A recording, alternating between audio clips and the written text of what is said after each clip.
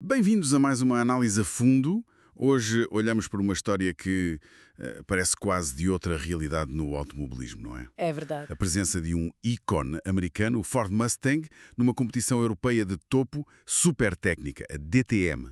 A Deutsche Tourenwagen Meisterschaft. Uhum.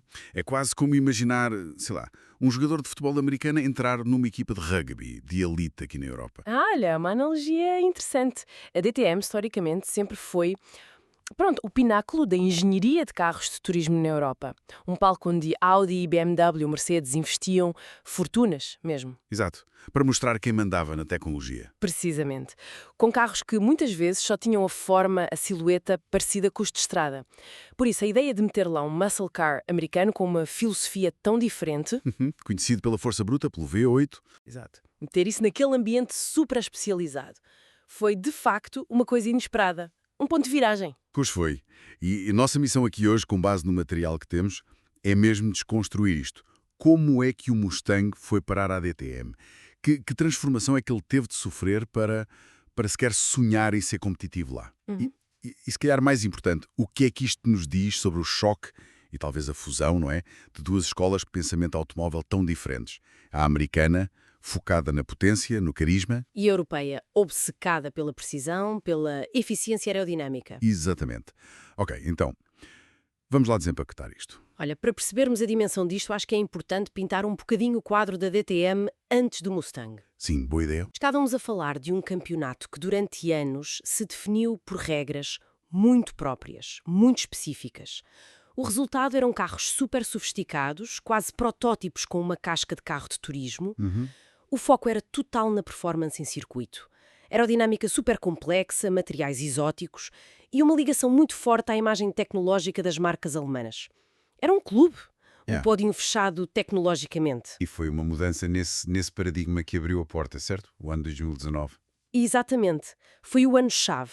A DTM decidiu adotar em conjunto com o Super GT japonês os regulamentos técnicos chamados Classe 1. Ah, ok. E essa decisão não era só para harmonizar regras a nível internacional, era também para tentar atrair novos construtores e, reduzir custos que estavam a ficar proibitivos. Foi essa janela que permitiu a entrada do Mustang, então. Foi precisamente isso. E o fascinante aqui é que a Classe 1, embora tentasse conter custos com algumas peças standard, mantinha um nível técnico altíssimo. E foi neste contexto que surgiu o projeto do Mustang DTM. Mas não era um projeto oficial da Ford, pois não? Tipo, da casa-mãe. Não era um esforço oficial gigante da Ford Motor Company. Foi mais através de equipas privadas que viram ali uma oportunidade. E o detalhe técnico que salta logo à vista nas fontes é este Mustang, baseado na plataforma do GT de produção. Sim. Tornou-se o primeiro carro de turismo sobre estas regras Classe 1 a ser desenvolvido a partir de uma plataforma de produção com tração traseira e motor dianteiro. Isso é um ponto-chave. Porque os rivais alemães, os Audi e os BMW, usavam chassis quase feitos de propósito para a DTM, não é? Quase fórmulas cobertos. Exatamente, eram estruturas muito específicas. O Mustang partia de uma base mais, digamos, mais real do carro de estrada. O que nos leva à transformação. As fontes são claras. Este não era um Mustang DTM que se comprava no stand. Era uma máquina de corrida, uma adaptação profunda do Mustang GT. Sem dúvida. A tal metáfora do choque cultural aplica-se aqui perfeitamente. Era pegar na essência americana, robusta, e esculpi-la segundo as regras europeias de precisão. E essa escultura foi radical. As fontes descrevem um processo de reconstrução quase total. A carroceria, por exemplo. Adeus aço. Completamente. O aço de produção deu lugar a painéis em fibra de carbono.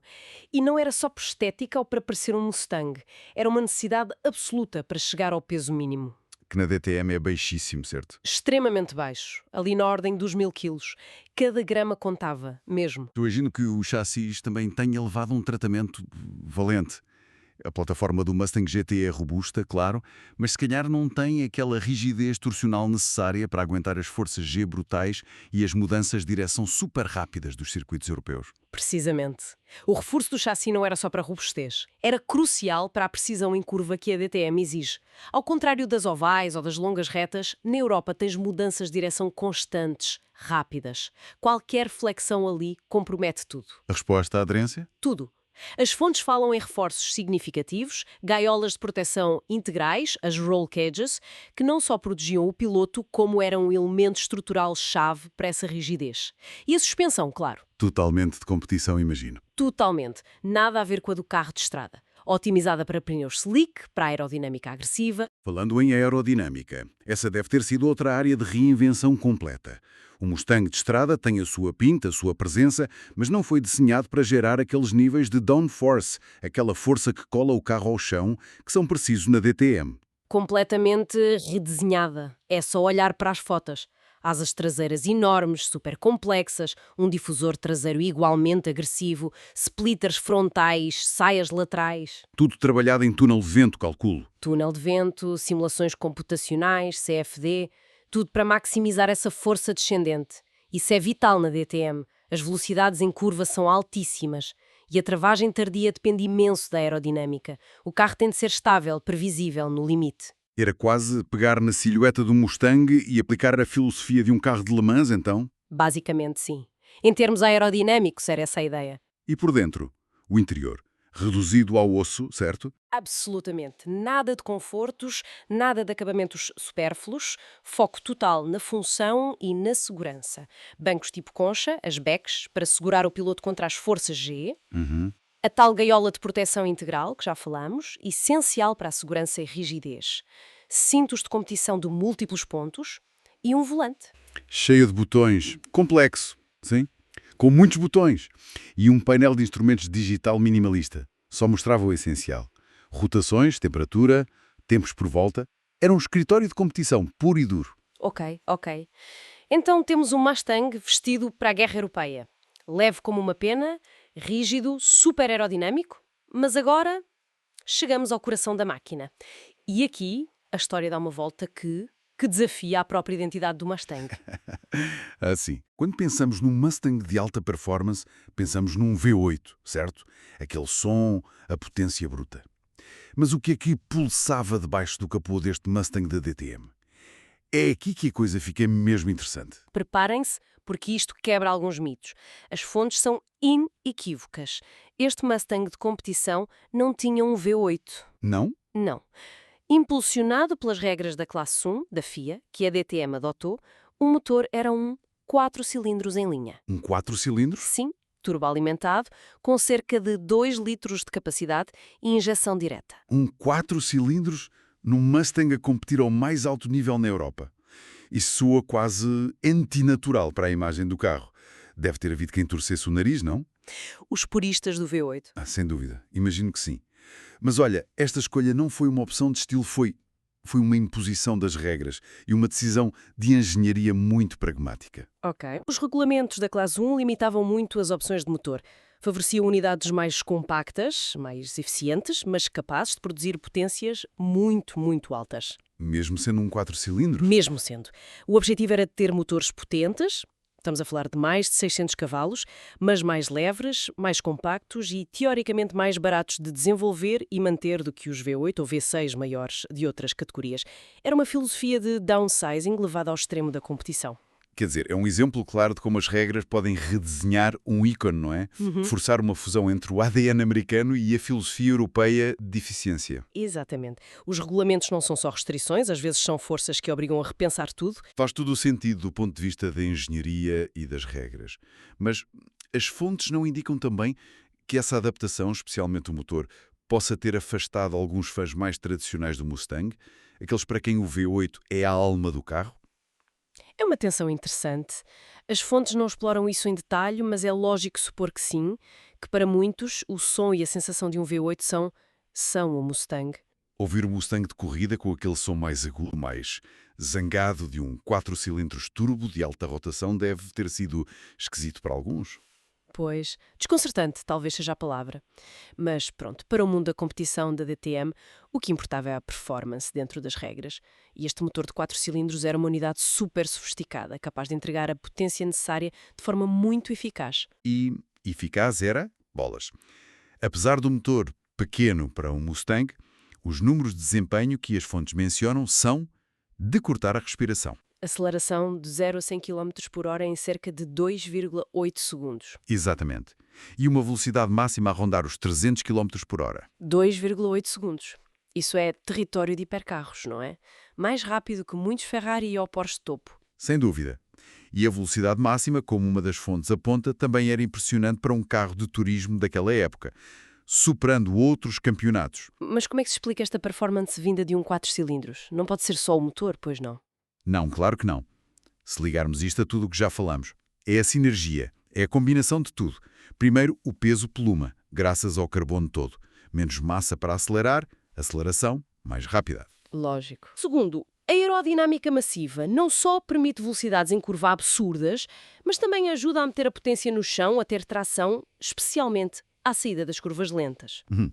Terceiro, a transmissão de competição, com trocas de caixa ultra rápidas. E, finalmente, o motor. Sim, é um 4 cilindros, mas é um motor de corrida puro, muito estressado, com um turbo grande a dar muita pressão. A potência específica cavalos por litro era elevadíssima. Quanto, mais ou menos? Bem mais de 300 cavalos por litro, algo impensável num motor de estrada normal. A engenharia europeia pegou na base americana e aplicou a sua receita. Leveza, eficiência, aerodinâmica e extraiu um potencial que, se calhar, nem na América imaginavam para este tipo de competição. Percebo a lógica da engenharia, mas custa-me a crer que não houvesse compromissos. As fontes mencionam alguma desvantagem por usar a plataforma Mustang, mesmo modificada, em comparação com os chassis DTM feitos de raiz pelos alemães. Eles tinham décadas de experiência naquilo. Essa é uma excelente pergunta. Embora as fontes celebrem a adaptação, nas entrelinhas percebe-se que houve desafios, sim. Uma plataforma derivada de um carro de produção, mesmo muito modificada, pode ter limitações. Como que é? Por exemplo? Sei lá, distribuição de peso ideal, pontos de fixação da suspensão que não são tão ótimos, como num chassi desenhado de raiz só para aquilo. É possível que as equipas tivessem de trabalhar mais no acerto da suspensão, na gestão dos pneus para compensar.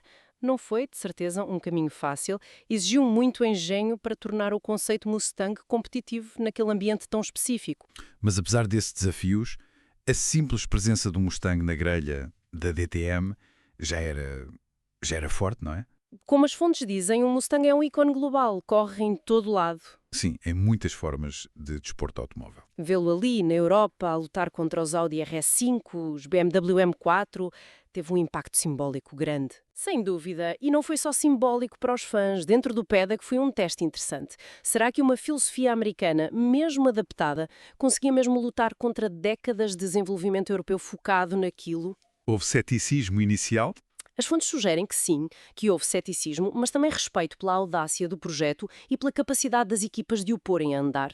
Depressa. Não foi só uma curiosidade, foi um concorrente real capaz de lutar por lugares de topo em certos dias. Portanto, se fôssemos resumir os pontos-chave desta nossa conversa, o Mustang na DTM era uma versão de corrida super transformada, baseada no GT, não um modelo oficial DTM de fábrica. Exato. Carbono, chassi reforçado, aerodinâmica de protótipo, interior espartano, um motor, aqui a grande surpresa, um 4 cilindros turbo de 2.0 litros, por causa das regras da classe 1, mas com mais de 600 cavalos. Uma bomba!